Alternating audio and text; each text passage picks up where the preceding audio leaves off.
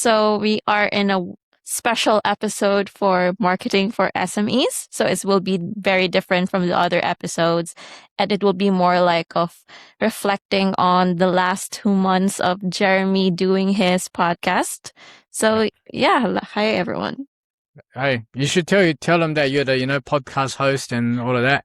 Yeah. For you're the engine. So Edie is the engine behind all this happening. And we thought there's been a lot of learnings, and I thought it'd be good to just share some of the learnings and create some content out of that. Yeah, to loop it in and this unscripted. There's probably a lot of questions, and I think we will keep going until I get tired, which is going to be about probably 8 to 10 minutes. And then, well, I'll get tired, or the audience will get tired, and we'll chop it up into 3 parts. But yeah, you should tell them about like your first perspective of this podcast. You were very wary about, starting it. You weren't very like excited about it at the first. Yeah. Yeah, I think I wasn't. Yeah, it's very unnatural when you don't sit in front of the camera and talk all day. Because it's very, very much like it's very stiff, feels like very scripted. You can not get anything right. You're saying the name and you can't even say like the name. You can't even say you're the founder of the company because it just doesn't roll off your tongue at the start. And you watch something and you watch a channel that might inspire you and you go, oh, I wish I was like, that looks pretty easy. And it's not easy at all. It is so difficult. Like even intro, you can't get it right. And then the first few takes, I was just sitting there and it just didn't look right. So it was very difficult. So that's why I hesitated a lot. But as you get roll into it, I'm a shit talker about nature. So I was born to do it.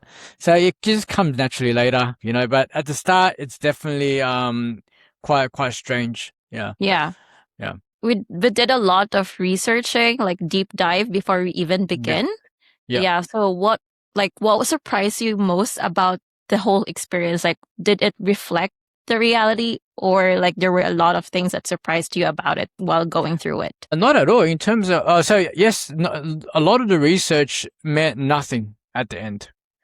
Right. So a lot of research, a lot of things that you were inspired to meant nothing at the end. And I always knew going in that I wasn't going to get many subscribers and all that. So that part was normal. I wasn't like shook by it. I think the quality of the microphone, I underestimated it.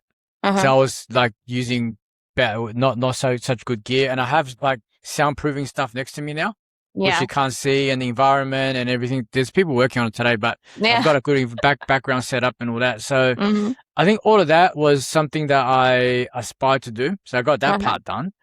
And it definitely been joining a platform like Podmatch and not skimping on the costs there was definitely a positive. Right. And to me, if anybody's watching this and they want to try to do, I think it's really important to get a few runs on the board really early.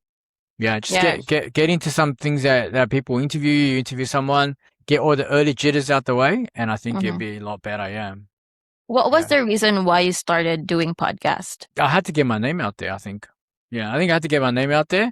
I definitely, because I was looking at my own social media, right? Like, what are we going to really post? We're going to post about tips, which is boring. Like, no one wants to read that shit.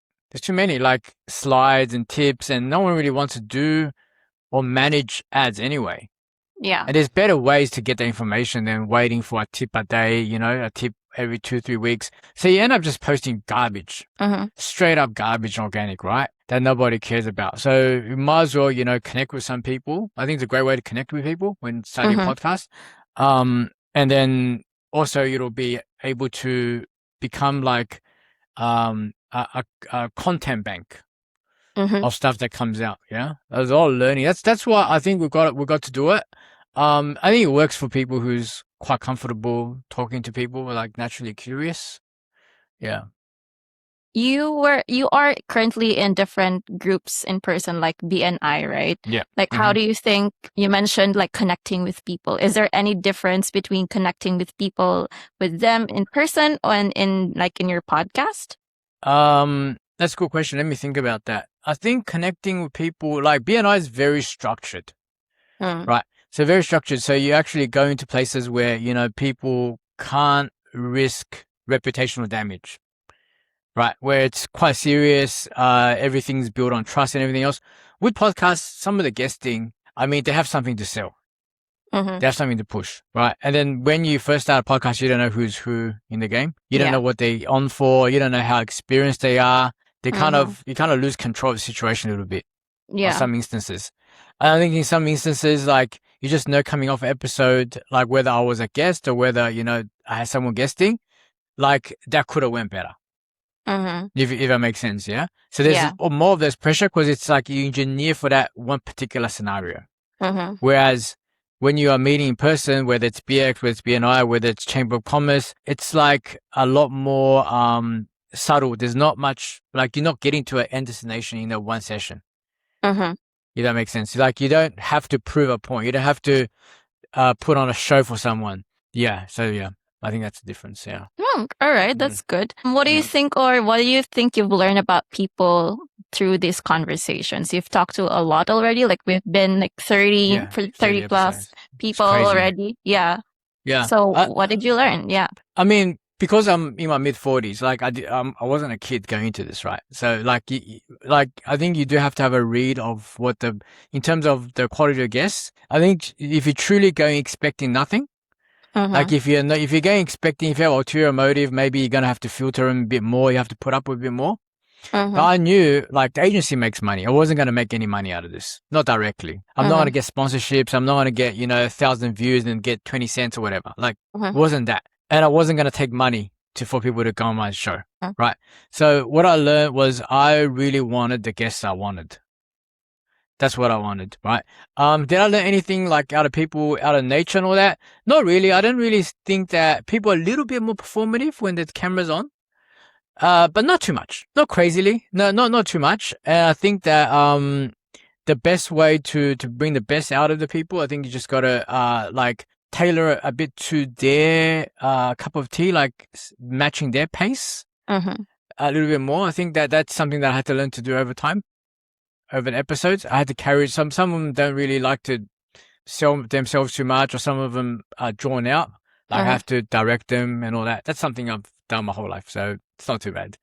Yeah. Yeah, that's cool. And one last question is that like, you've been a guest as well in other podcasts. Yes. And aside from the obvious differences, like are there like differences when you go into other podcasts? Like, did you learn things in those podcasts as well that you were able to also apply into your own podcast? Yeah, I think that I've been to podcasts like Vince Warnock's podcast, Tonya Lawson's podcast, where they asked a lot better questions than I did.